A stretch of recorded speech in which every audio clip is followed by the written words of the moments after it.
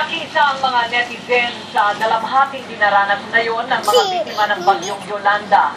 Sa dasal at mensahe ng pagbangon nila, idinaan ang kanilang pakikiramay sa mga nasalanta ng bagyong Yolanda. Sa Facebook, ibinahagi ni Bayan Patroller Mitch Degollado at Gerald Quintin ang hashtag Help Capis at Bangon Capis.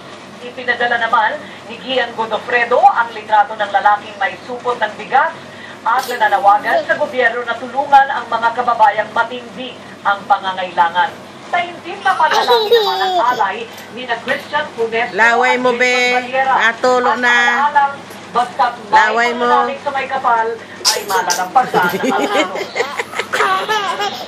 Mga kapamilya makibahagi sa bayan mo, ipag-call mo, mag-text sa i-report, date, pangalan, address, at ang inyong report at i-send sa 2366. Laway mo, be. Mag-email sa i-report at abs.com tulog laway na, be.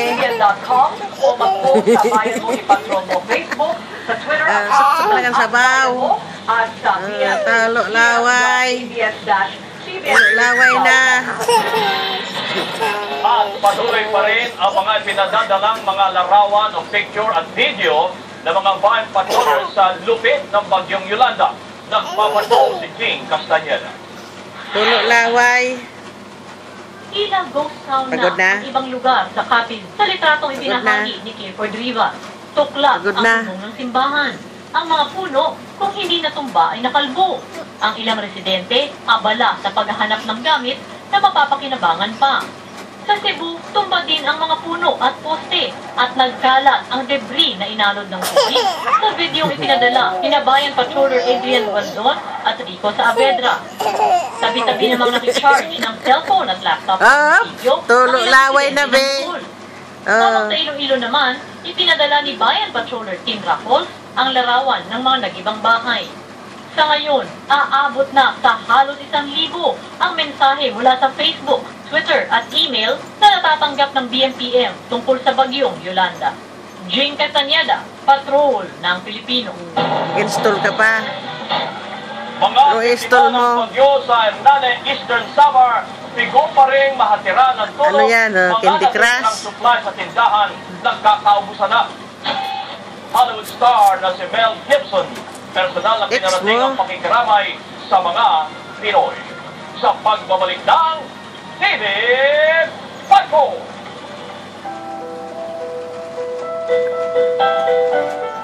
Oh, banana namin yun.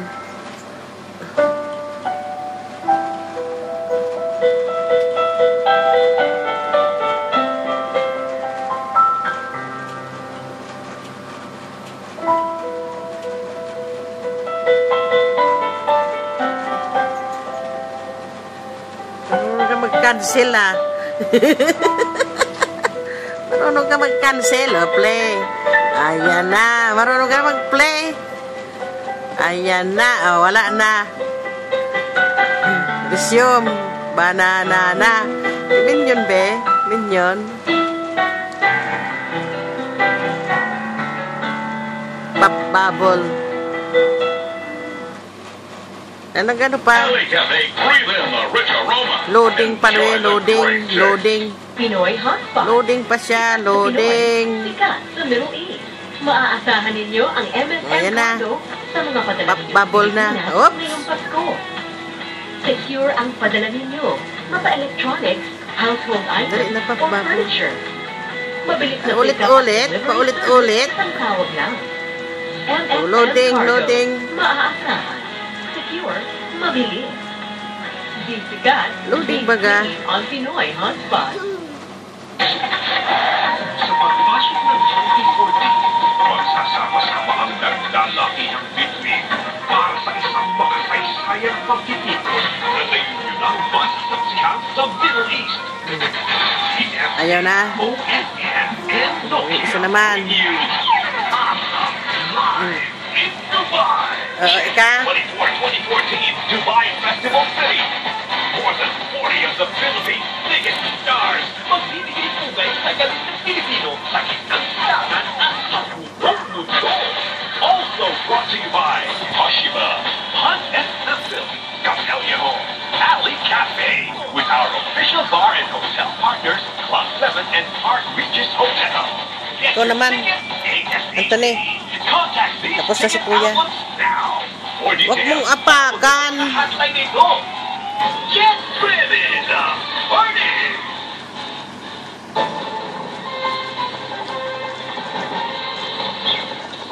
Bayan, marami pa rin Ito na eh. lugar sa Eastern Samar ang hindi po na dadatnan ng tulong. Kaya dumadayn na ang ng matinding gutom ang mga residente sa naturang lugar at pinangangambahan din po ang pagkalat ng mga sakit. Dahil po daw sa Hernana, Eastern Samar, nagpapatrol si Doris Bigornia live. Doris, kamusta na ngayon ang sitwasyon ng ating mga kababayang biktima ni Yolanda dyan sa iyong lugar?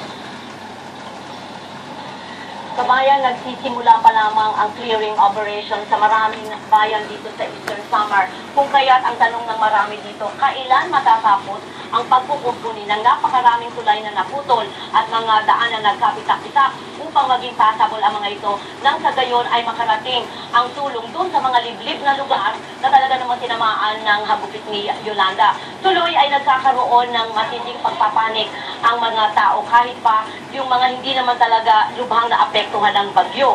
Gaya ng nakita namin kanina sa Katbalogan, nagpanik ang mga residente dahil madaling kumalat ang balita na magkakaroon ng shortage ng mga pangunahing pangangailangan gaya ng krudo at gasolina. Kagulo sa pagpila sa mga gasolinahan ang mga residente, marami din ang nagpanic buying. Magkakaubusan daw kasi ng pagkain at tubig. Pati mga generator set pinagkaguluhan dahil mula Biyernes nga ay walang kuryente sa malawak na lugar dito. Siksikan din sa mga remittance center, naniniguro na may hawak silang pera, lalo na lahat ng bangko ay nagsara. Ayaw ka pera ni Kuya. Ay naubusan umano ng mga basic goods. Malaki rin ang dulot ng pangamba sa mga taga-Eastern Samar. Ang mga nakikita nilang nangyari sa Tacloban, kung saan nga nagpapanik ang karamihan ng mga tao na magkakaubusan nga ng mga supplies. Pakinggan natin, kabayan, ang mga kinuha nating panayam sa mga residente ng Katbalogan. May balita na parang yung mga nagnanako dun sa Tacloban, parang pupunta ng Katbalogan.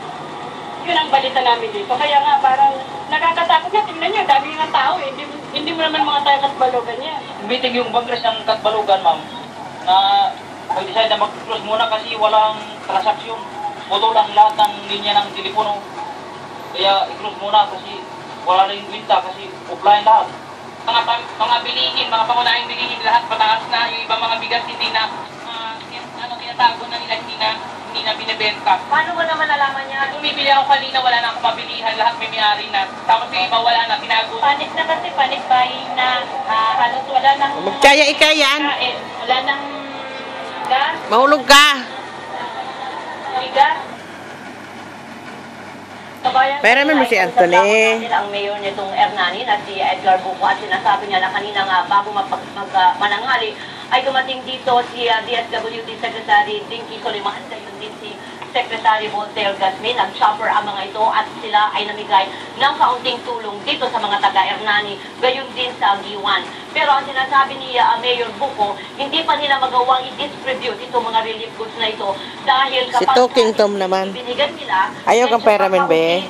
at pag binigay nila sa isang barangay, maraming barangay ang magre-reklamo kung bakit wala sila. Kung kaya't ang sinasabi nila ay iniipon muna nila ang lahat ng relief goods nang sa gayon ay mabibigyan ang lahat ng mga barangay dito.